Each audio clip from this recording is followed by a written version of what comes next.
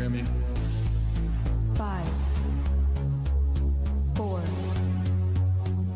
3, 2, 1, 0. Dyer wave.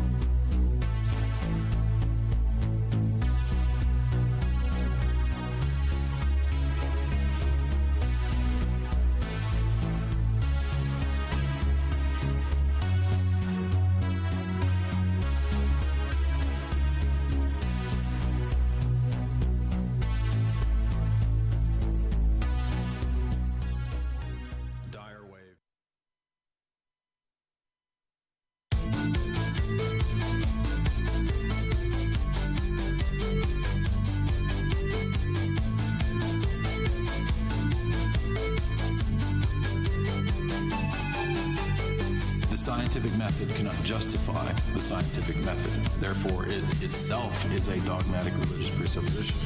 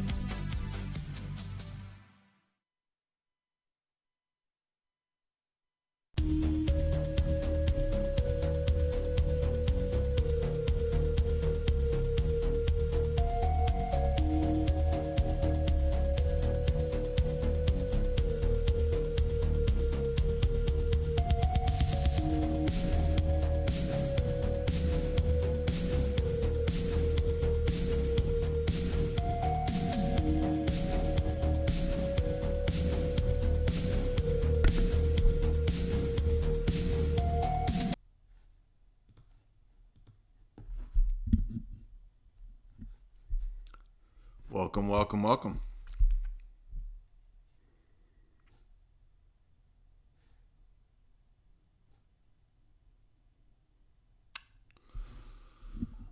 We are connecting with our special guest, Donald Davis.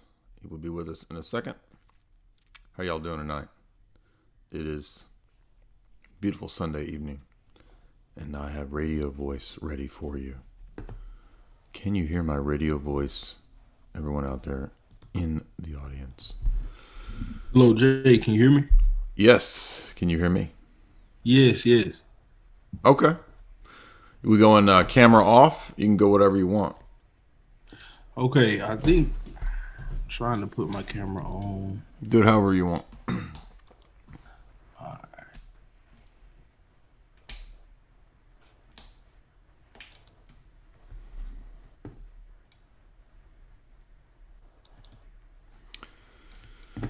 Tonight, we got it, y'all. It's going to be fun. While he connects his camera, I'll let you know what we're doing. We're going to be talking about his book that he put together. He's got a theory on worldview warfare and the science of Weltanschauungskrieg in the Greek, the science of the battle of worldviews.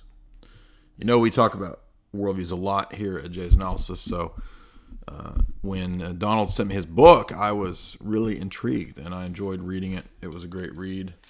And he said, I'm going to publish this book. And I said, well, when you do that, I'll have you on and we can talk about it. And he did. So we've got him tonight. Now, every time I do, I think we lost him. We lost him. Now you get double me. So I get to pretend to be him. I don't know what happened. I think he clicked out. He was trying to get his camera going, but so every time we do these live streams, I get the comments of the idiots that don't know what a live stream is, and they say, "Why did you play music for 7 minutes?" Listen, Boomer, I'm gonna explain it one last time. A live stream is not a video that's pre-recorded where you edit it and upload it. That's why it's a live stream. I make money from doing a live stream. It's fun to do. I get money from the super chats. That's why they go so long. As long as people throw the money at me, I act like a monkey. Because that's how I make money, dummy. And if there's another boomer comment that says, "Why are these so long? Why do you play music for 7 minutes?" So that people can roll in, dude. I'm tired of explaining that. And who are the 10 boomers that like every boomer that makes that comment? So I'm going to do a little ranting while we wait for our boy to come in. And what was the other dumb comment? Why you keep joking around when you talk about this stuff? Because I've done this for 12 years. I've talked about it for 13 years, however many years.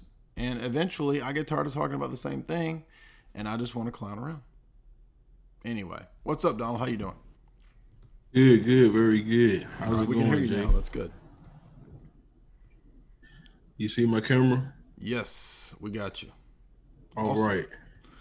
All right, let's get into it. Why don't you, before we get into the book is Revolution, an Introduction to the Art and Science of Worldview Warfare. You want to tell us whatever you're comfortable telling us in terms of your background, where you got to in your life to where you wanted to write this book, what brought it about to where you felt like you needed to write this book, because this is not a typical book. I mean, this is different, and I'm really interested to know how a guy of your mindset, was influenced to write something so out of the norm. It's really good, but how did you get to this? Thank you. It's been like the journey of life up until this point, really. Just growing up, being exposed to, for example, just to give you a context, my mother was one of the first African American women to become a police officer in the city where I grew up. So she had some stories to tell me about life, and a southern town, I think that you are very familiar with this kind of dynamic, Jay. It's basically like, okay, so there is some maybe quirks. The town that I'm referring to, it's like a stronghold for the Dixie Mafia. It's got very strong Masonic influence. Um, a lot of things Like go Hot on there, Springs? Is it and Hot Springs? no, it's in Alabama. It's Okay, in that's Walker fine. You don't have to County. tell me. That's fine. No, it's fine. So basically, yeah, I just grew up with the understanding of a very young age that there's like there are outlaws, there are people that work inside the law, operate inside the law, then there are people that are above the law. And just from understanding how corruption works in small towns, and then I had a cousin, for example, that lived in the DC area, and when I would go visit as I got a little bit older, I was able to see some of the same dynamics. Like certain parts of DC at that time was very violent, and then you would see like get off at the subway station, and there's a street that goes from near where all the power is centered, all these famous buildings and things, very powerful people, and you know that if you keep traveling on this same street a few miles down, there's somebody getting murdered every night just about. So it's like, so who set up there's some kind of arrangement going on here, obviously, that okay, the killing can go on down here, Mm-hmm. but at a certain point, you can't come over here with that kind of stuff. So I was able to like when I first really noticed that, I was like, wow, this same dynamic that I noticed in this small town, I'm seeing it here in the nation's capital. And so that's one aspect of it. I think things really got rolling once I started doing some traveling as an undergraduate. I was able to do some, like for example, go to Monash University. I studied for a semester there in Victoria, Melbourne is the name of the city. Victoria, I guess, state. And at the time, I was dating a Japanese girl. I ended up getting my first internship ever, which was in Nifty Corporation in Tokyo, Japan. So um, all of those things happened around the same time, and I was able to see how I could use things like hip hop, for example, to assimilate into different cultures. Like, say, I get to a place and I'm like, okay, I need some friends. I need to, start building a network. uh, I could just go to the hip hop lounge place or whatever, and because of um, certain thoughts that they have of me, looking at me like, okay, is he one of these hip hop dudes or whatever? And so that's like it was like a safe way for me to move because I know in a lot of places where I was, it's same type of biases here. Some people they don't like people like me very much and things like that. So I definitely don't want to be around those type of people thousands of miles away from home. So that's what I use to safely kind of enter certain society. Um, and I was able to just see how, although we're very superficially, certain things about us differentiate us. There's a certain way of being, and then there's a certain like spiritual kind of force or like a zeitgeist that no matter where you go in the world, you you can feel this familiar sense, whether it's a sense of, oh wow, something's about to happen. Like if you're somewhere and you just get this feeling, the mood changes. It's that same way everywhere you go on planet Earth. If something crazy is about to happen, everything will get quiet, the bugs will stop, like everywhere you go. And so, just seeing those things and how okay, there's very much a system here. You see a system of different interlocking systems, just of nature and humans and how we interact with the world and things like that and each other. And so I guess you could say that's what kind of broadened my worldview So you to started see looking the at systems. So you noticed small Yes. town, micro scale, systemic corruption. I mean, for example, I remember in my town there was an area where there was this sort of crack house down not far from the police station, and everybody in the whole town knew it was a crack house. And you're just wondering, like, how come that continues to exist for, like the cops don't even care. And then eventually, everybody's getting speeding tickets, and you start to realize, oh, well, because, revenue is generated on speeding tickets. If you're paying like thousands of dollars in speeding tickets as citizens of the city, each month, and the crack house is not bringing in any direct money, except perhaps behind the scenes, but probably the cops had like a deal to have that crack house, is what I'm trying to say. So you notice that at a small scale, and then you got the corruption at like a bigger scale in terms of elite systemic corruption. And you notice that that's a system that's in place. And you're saying that you notice those patterns of systems at different levels and strata of not just society, but also biology, or maybe even economics, or maybe even spirituality. Exactly. And so, what really got me going down this road in particular was after finishing undergraduate, um, I I began a program up at Indiana University up in Bloomington, and at the time it was security informatics. So at the time, at the master's level, there was no other student, full time student.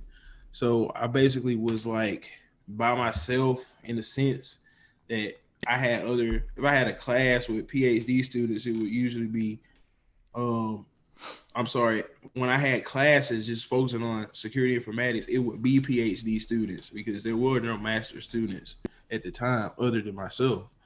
And so it was pretty much like, hey, you could kind of go wherever you want to. I wanted an open kind of program because background in computer science is like, okay, I like what makes computers do their thing, which is ultimately us. We're the most, to me, fascinating creature. Mm-hmm. And so security informatics really provided that. I was able to study like in business school, was able to take some math class and cryptography. It was offered like once every 3 years. Really weird stuff. I was seeing like one of the ciphers was named Lucifer by IBM. And I'm just sitting there like, oh, really? And then I look up some of the old history. They talk about the father of cryptography, Trithemius Trismegistus. I think that was his name. He talks about the angel language with the cipher is Right. there at the same time, and it's like, okay, all right, but these things would kind of just be brushed by. Then I come across social engineering, like, oh wow, that's interesting, over the phone and things like that. Seem pretty basic though. I'm like, there's got to be more to this social engineering stuff.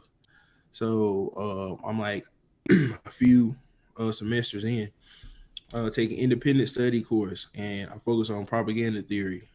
And at that point, that's when I got a hold of um, Carol Quigley. Mm. Uh, there was a special library. I actually ended up living not too far from it. I didn't even know it was a part of the university. I go there. I'm like, I pull up. It's a tinted glass door. You can't see who's behind the door. Push a button. I'm like, hey, I'm looking for this book. They're like, oh, you got to go online and put in a request, and we'll ship it from this little library to the main library on campus. And so, yeah, I got a hold of that book physically. I got a hold of books from military research back in the early 80s talking about um, modifying the thinking, psychological systems, physiology through frequencies. Like I'm hearing about this stuff at the same time I first learned about Alex Jones, and I'm hearing Alex Jones talk, and I'm like, okay, he just mentioned the book, and then a few days later, I've got the book in my hand, and I'm like, wait a minute, this is something is up here. Like I know with Alex, it was like it was like foreshadowing. When I first found out about Alex Jones, it was a show in which he was talking about the Russians were border. And now I know it was an old show too. So I know that this wasn't happening, but the way in which he was speaking and presenting it, it was so like, oh my goodness, this is it really happening? And I found myself kind of going back and forth, like with the suspended disbelief, and I found myself slipping kind of back and forth. I'm like, man, this dude, like, he seemed like a country boy, but he understands how to manipulate.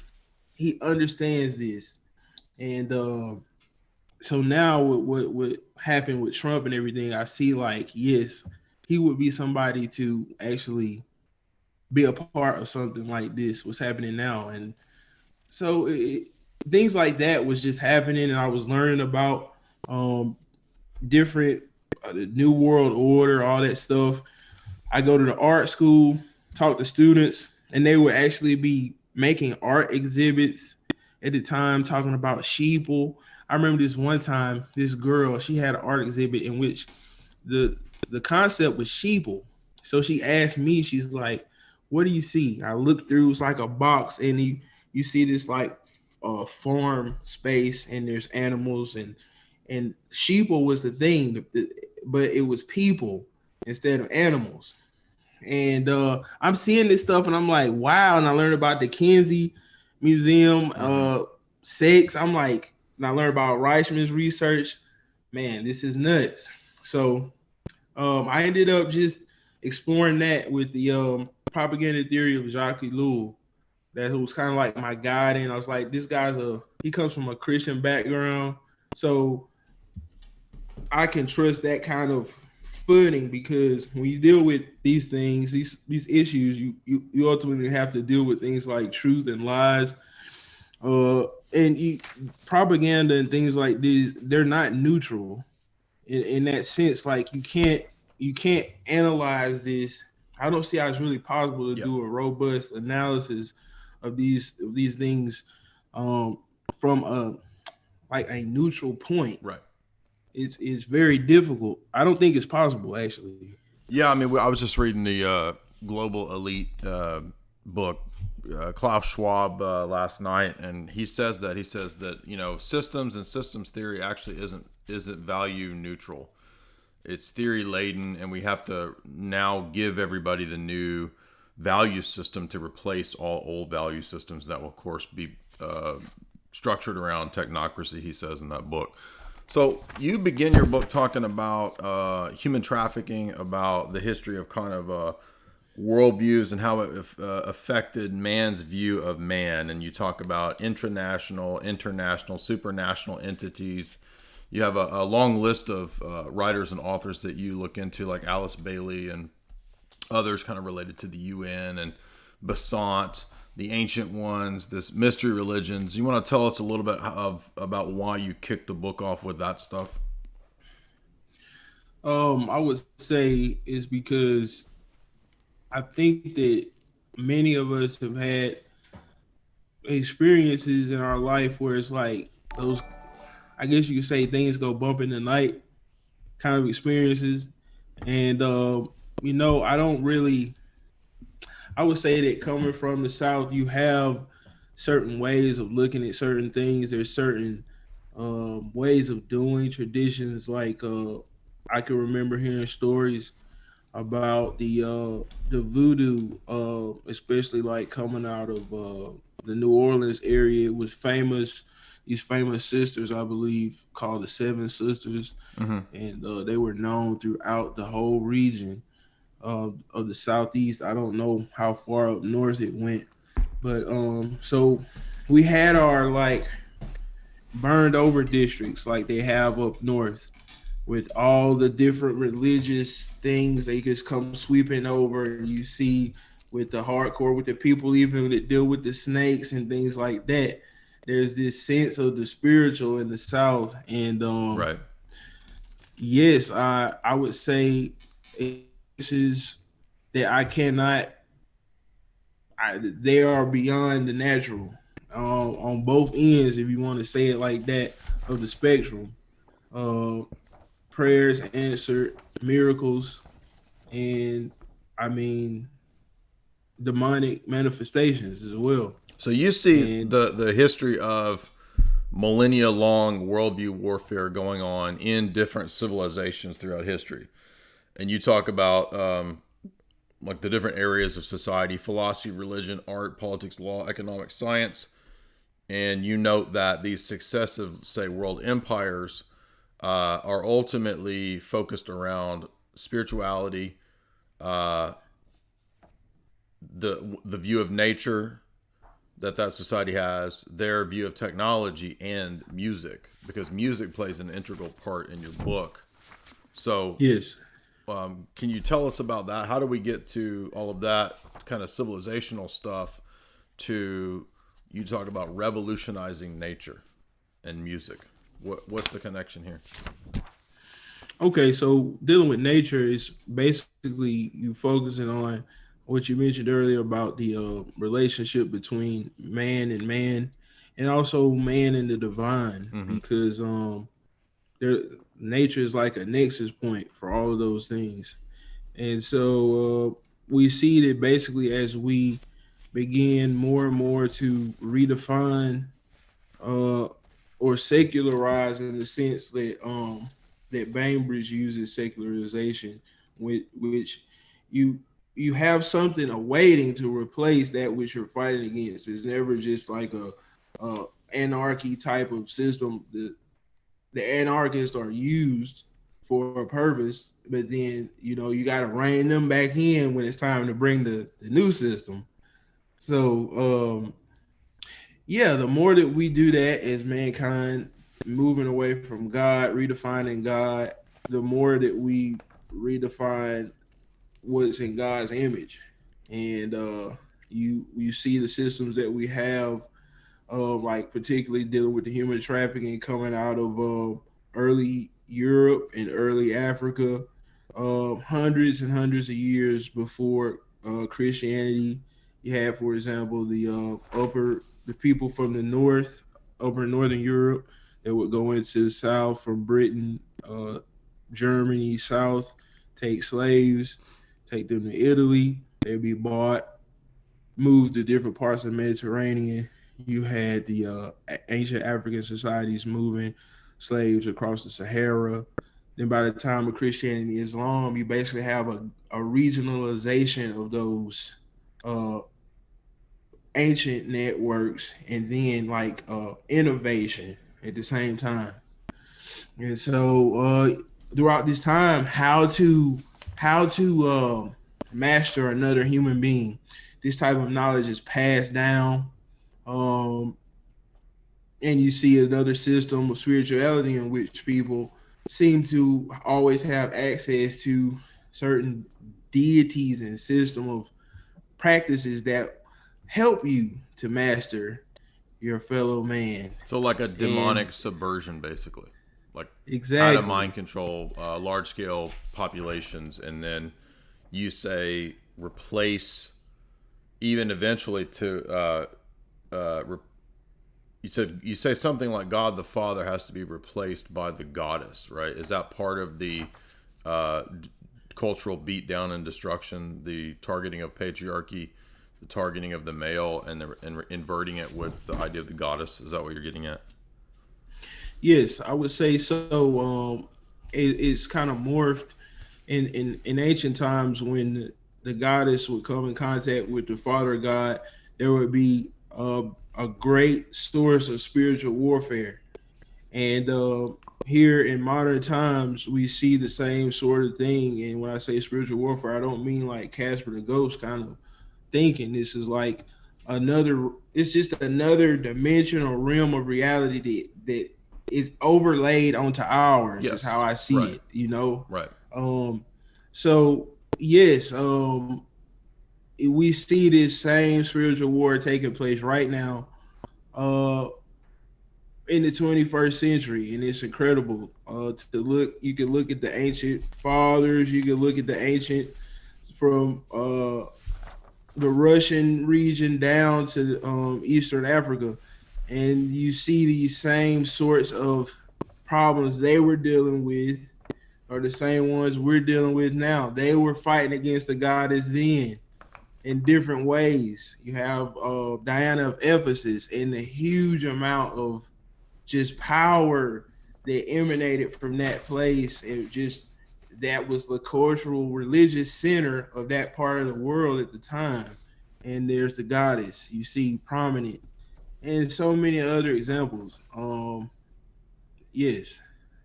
So basically, yeah, as you progress in this section here at the beginning, you talk about universal nature, physis, and how since all society shares a kind of the one thing that they all have in common in this level of existence, this plane of existence, is the environment.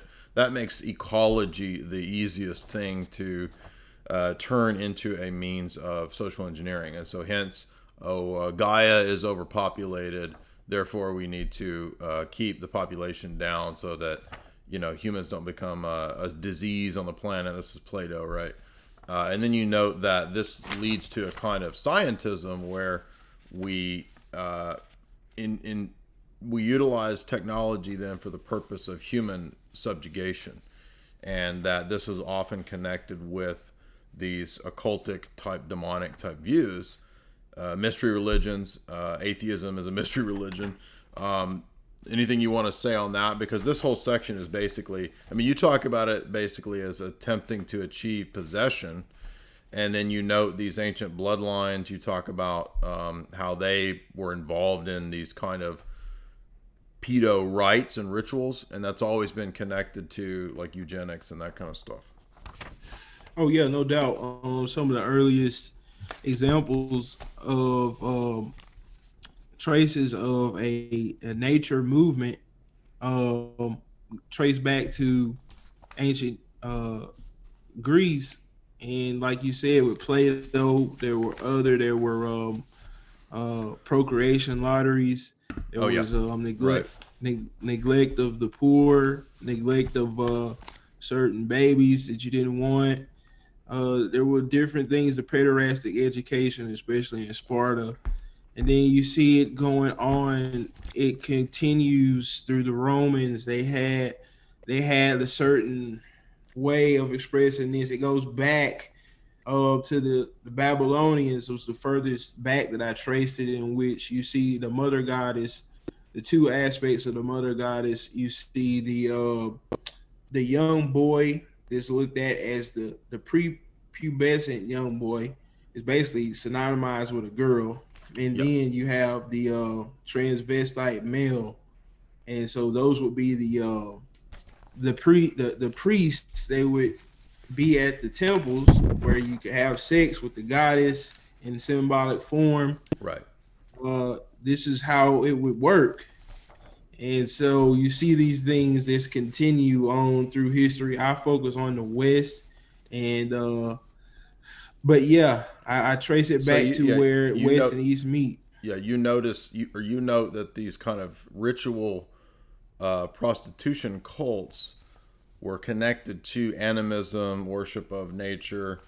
Then you kind of move into the Renaissance. You move up into cartels at the time of the Renaissance and after, and how there was this continuation of this, occultic ideology again from Plato up into the Renaissance, because everybody in the Renaissance was obsessed with Plato and Platonism, and you note the kind of blood and soil doctrine, this sort of neo-paganism that had to cull for the purpose of keeping the numbers of the useless eaters down, and that this led to these kind of dysgenic ideas into the modern world. But one thing that, I mean, that's all, we've covered those kind of ancient mystery religions a lot, but the next area that you get into that really kind of fascinated me was music. Like, you go from that, I'm not saying you're wrong, it's just that I never would have even thought about moving into the realm of music, but music is obviously one of the key aspects of culture. So why from that to music? Well, from nature to music, because within nature, music is one of the things that makes it connects us to certain other animals, and then it's something that it even transcends the natural realm when we think about music taking place in the kingdom of God, Mm-hmm. at the throne of God, for example. So, just to think about what is music even when there's no physicality as we understand it. Mm-hmm. But anyway, there's certain dimensions to music. I try to be as robust as possible. Just looking at everything from instrument design to the frequencies, how certain frequencies definitely affect your thinking. Um, to the point where they're used in therapy. There is that reliable uh, of a behavior or attitude modification sort of regime. But yeah, then I moved from there to the spiritual aspect of how music is used in the mystery religions to understand or try to explicate reality, to get in touch with different aspects of reality and how people take very seriously music's effect, the spoken word, how you speak to people, and the things that you can tell them, suggestions and things like that. That's very real, even though there are charlatans out there. I think that they, for the most part, provide like operational security for the people that really do know how to make music, to know how to do a work, and to know how to kind of like, I guess you could say, infuse a record or some piece of art with energy Yeah. that then impacts people that, especially that open themselves up to accept the message, whatever that artwork is trying to get across, to become true believers. Uh, Very powerful, very So powerful. music has this power to, in a, again, like you said, probably the most powerful way to alter culture. It's almost like a kind of MK Ultra where you can infuse it and then change the psychophysiology of the person that is immersed in the music. And drums might even be able to change physics, right? We think about cymatics. Sound, produces geometric form. If you don't know about cymatics, look that up. And so if we immerse ourselves in music that is of a certain type, it might then affect us in a psychophysical way that we don't even necessarily realize. It might affect our imagination. You discussed that too. Like I mean, this is why you see people in, maybe indigenous religions, they're dancing around trying to move into a trance-like state through the drum, through the ritual, so that they can step aside and like have somebody else, right, step into that, some other alter persona, the spirit step in and take over, right? So music can Exactly. even produce these kinds of trance states in certain situations. Yes, exactly. Without the use of pharmaceutical drugs or r- herbal drugs, music is pretty much the most tried and true means of entering into an altered state of consciousness. From the singing vocal aspect of it to movement, and from that movement, when you think about uh, the old image of the person deep in the jungle or whatever, then you move on from that into things like yoga, where Mm-hmm. you're completely physical now. It's not about what you're saying, but certain physical ways of entering into all the state of consciousness. So yes, this is definitely something that I would say for most of our history as mankind, no one would have doubted that power of that person that knows how to do these things and for so many years. And it's interesting to see how it's not as if all these things are negative. I'm not definitely not trying to say that music is bad or nature is bad, but there's this dynamic in which you see that, okay, for thousands of years, the people in every single culture, there were people that knew how to use the roots. Mm-hmm. They knew about going into the woods and finding the plants. And there was always this link between that and the supernatural. And so then we see in Enoch, for example, when it speaks about that's what the chiefs of the different people groups, that's what they, part of their task was to show Yeah. people how these plants that the Creator made can be used in different circumstances. So yeah, it's just like all these things are just that initially were just for the good. How they've all been just perverted to such a very intricate degree. Like there's very much as you look at it as a system, you look at music as a system, nature as a system, spirituality as a system, and you see the intricacy to which things that can be perverted. It's like everything that can be perverted is perverted. It is really kind of breathtaking when you see it like Yeah. that. Right. And so everything gets inverted because it's a war on what's natural with the unnatural. So next you talk about something that I didn't know about, which is that the United Nations played an important role in MTV. I had heard about and I'd read articles about the elite, kind of fostering hip hop culture and wanting MTV to be kind of a tool of engineering, but I didn't know about the relationship between national liberation movements and hip hop and MTV. Is there anything you want to say on that?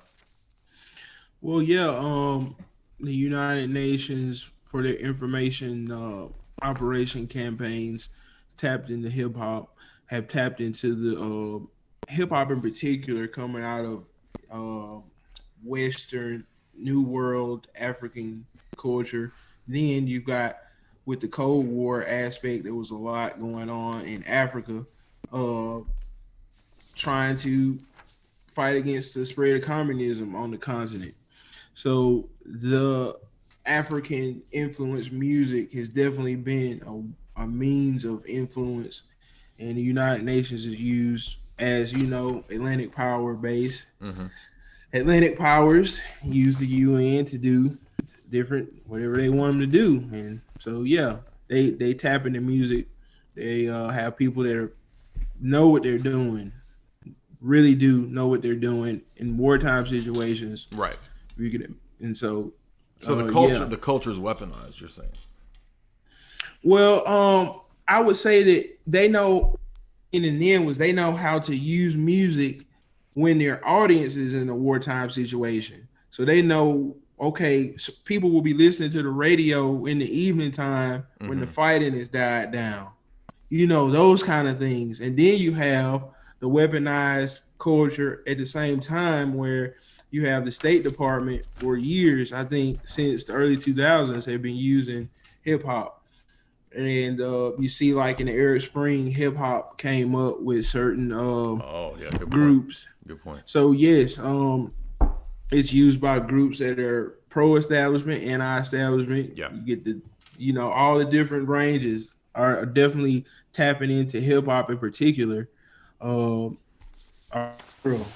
when you say the next section is revolutionizing spirit, what do you mean by that? What I mean by that is I basically begin to set up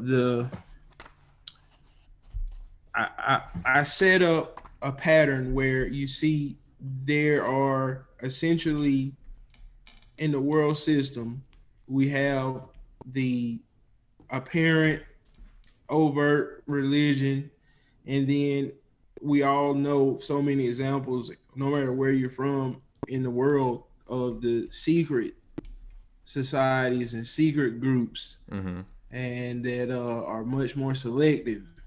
And so you see that, and then at the same time, you see this thing that is around Israel and comes out of that area that is totally just different from all of these other systems that are out there. And that's when I set up that kind of battle. And one of the patterns that I focus on is a pattern of seduction and a pattern of persecution, where you can see over and over again across lines like Jew, Gentile, within, between, from the early church, where you had by the time the early church was not being persecuted in Rome, you had people around those centers saying, okay, if you don't express a Hellenized form of Mm-hmm. Christianity, then you're not really Christian. So even before Catholic Orthodox split, we have kind of like a proto-racialized fight within the church, where it's like if you don't do church like I say you should do it, you're gonna have big problems in society, jobs, having a security in your life. It got really serious, and you see these things just continue through the formation of Catholicism, then through the formation of Protestantism. So many people hurt, so many people abused. How to abuse people passed down. It's like the Yep. papal, the popes. Those same systems were just recycled by the Protestant leaders who ruled over their people with an iron fist. It comes over here to America. It's tweaked a little bit. It's more psychological rather than the it's more the carrot than the stick, but it remains still to this day. So definitely. Now, the next section is where it gets a little more technical, and you talk about military science and the great work. I mean, I understood what you're getting at with the collective unconscious and this kind of stuff, and how maybe what happens in nature is kind of a mirror for what we see in the spiritual realm. Yes, I mean many times in throughout scripture, for example, we see natural metaphors from the mustard seed Right. to the literal signs in the heavens. Uh, and I think that I really think that it was like a divine revelation in some sense of how I was able to kind of see these things as a system and compare them to natural systems. So I use what's known as the hydrosphere for my metaphor. I build on Jockey Lule's metaphor for some context of propaganda. He said propaganda is like a vast sea, and there are many waves on the sea. Because if his theory of propaganda, you have active propaganda and sub propaganda. Mm-hmm. The sub propaganda are the things that kind of we grow up with, those ways of the myths about what is America, for example, things like the exceptionalism, whether people agree with it or not. These are things that come into the society. You come into the society and you're bathed in these things throughout your life, and at certain particular points, people are provoked to take certain action, and that's where the active propaganda comes in. So Elul seen that he used the sea as a metaphor for that. So I expand on that and I use the hydrosphere basically, and I just go from the larger concepts like zeitgeist down to the fine details like deception, and how things like wicked deception in which the truth and the lie are so close together that they're seamless. And there's ways to represent these things in geometry and using math, which Mm-hmm. I find very interesting. That there are certain scenarios that come up in math in which you run into impossibility. You run into these things, and it's like, yeah, there are certain things that are just not possible for us Yep. as creatures. Mathematics shows us how how how finite we are, and yet how powerful we can be at the same time. Yes. So you've got analogies to tetrahedrons, platonic solids, these kind of things with your explanation of revolution being vital to the war to fulfill the great work. Tell us about the great work, because some of the people in the audience might not know about that kind of hermetic, alchemical idea. And how is it, and why are you relating things like geometric platonic solid imagery to the great work and this spiritual battle? Well, part of why I use those platonic solids, for example, is if you look at the history of Plato, for when he uh, came from Egypt with this understanding of Yeah. geometry, this was very much spiritual from the outset, and how there was some kind of insight that these ancient peoples had into the nature of reality Yep. that was very deep.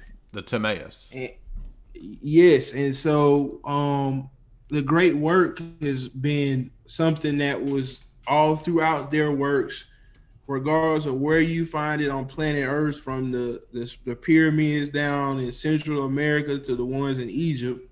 This is concept of divinity within mankind, and the aspect of, on the individual level, being divine, the fight against death, these sorts of things, to the collective when you talk about the utopia, whether it's a utopia where everybody's getting along, or it's a utopia where there's only one kind of person and all the other kinds of people are dead. That drive is something that you find everywhere, and it's intrinsically tied up with spirituality. Yeah, because And you keep so, talking about apotheosis and man trying to unite with the divine essence. yes, and now when you look at Christianity, uh, the thing that's interesting about it is that you approach, as close as we can as creatures, we approach divinity in a sense of expressing God's goodness Mm-hmm. and things like this, and it's more of a humbling sort of apotheosis, as opposed to, in the world sense, it's Yeah. like a Right. it's a replacing apotheosis. And it's very interesting to see how closely together these I guess you could say the scriptural philosophy and comes to with the world system. At certain places they come so close together, and that's where you find, I think that's why there's power in things like what happened in ancient Egypt. And for example, because I even heard a pastor speaking once about, they had uh, a structure, and this structure mimicked very closely Solomon's commands for the design of the temple. And it's like, so there was a knowledge and understanding in ancient Egypt, for example, of a spiritual reality, Mm-hmm. but it's just through different filters, Mm-hmm. the same reality. And so it's very interesting. Yeah, I think that's actually the answer to why, for example, Neoplatonism has a lot that's correct about the natural world and its structures. But I don't think Neoplatonism as a system is correct. But it can get a lot of things right about the natural world. And that's the same rough system that Plato is getting from Socrates, getting it from Solon, getting it from the priests of Egypt. It's the same thing that's being passed down in these different systems and structures. Not telling us ultimately about God, but maybe features of the natural world, and that there is a spiritual realm, and that the temples of the ancient world. The reason there's similarities between those temples and the temple of God is because they were both trying to put the patterns of the higher spiritual world into this world. That's why there's similarities, right? It's supposed to be heaven on earth in the temple. And I mean, you mentioned, I think you cite E.A. Wallace Budge, classic, Egyptology that gets into this kind of stuff, microcosm, macrocosm stuff.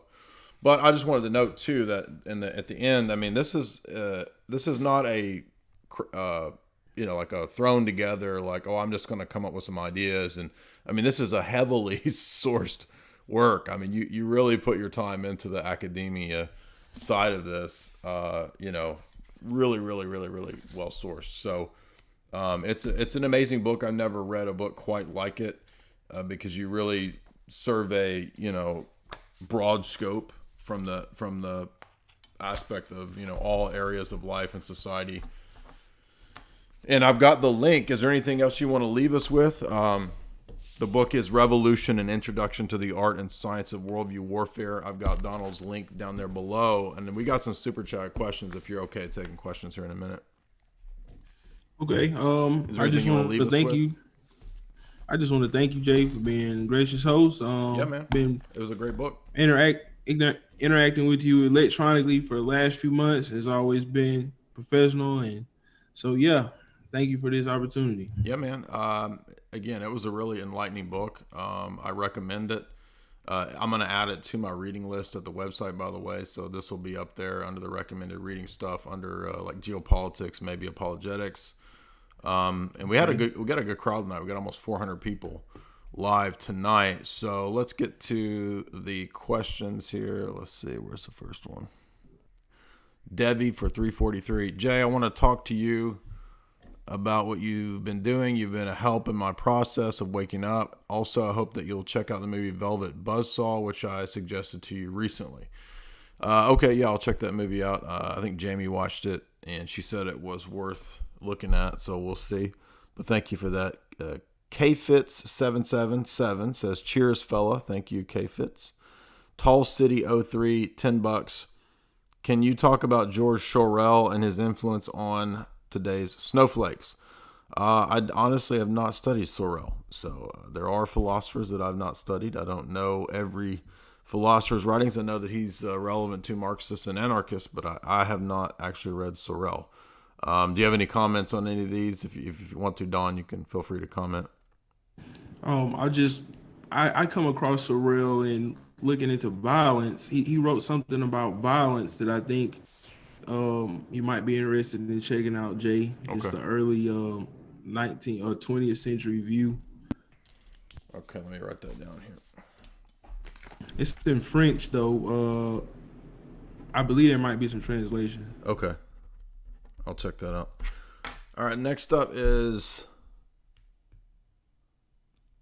John for $3. What do we do about the future? Do we go Amish? I don't think that's an answer. I mean, there's no easy answers depending on, I don't know where you live, or I mean, if you lived in a city, it might be advantageous to go find some Amish people. But the Amish are not this is a false solution that people I think fall into sometimes. They think, oh, the Amish are spiritual because they churn butter and they live out on a farm or something.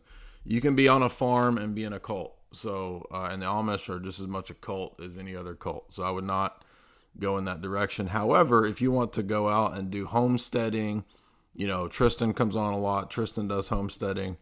That kind of stuff is probably more advantageous than being Amish. But that's what I would say is try to get out of cities, try to fund, something in the country if you're in a bad city area. That's what I would say. Manzig, $5. What are your thoughts about alternative interpretations of the Bible?